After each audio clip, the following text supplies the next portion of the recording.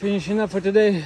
So basically I got some fencing removed and hauled away. This thing took like half a day. I couldn't pick it up. It's a massive stump. Massive stump. Tomorrow I will be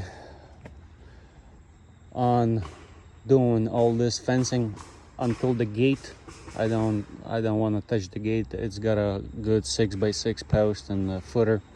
The rest is just funny looking footers, you know. I have no trouble taking those out of the ground. So yeah, I got one more stump to go. It's this one. I may drop this pine tree and this little one. They want to save this what do you call that, this tree right here, but can't promise that. Took this stump out of this neighborhood, and yeah,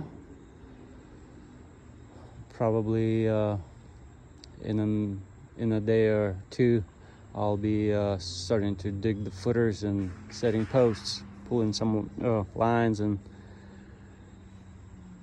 some good stuff. They want the fence done first, so, but I'm glad I got this stump upright.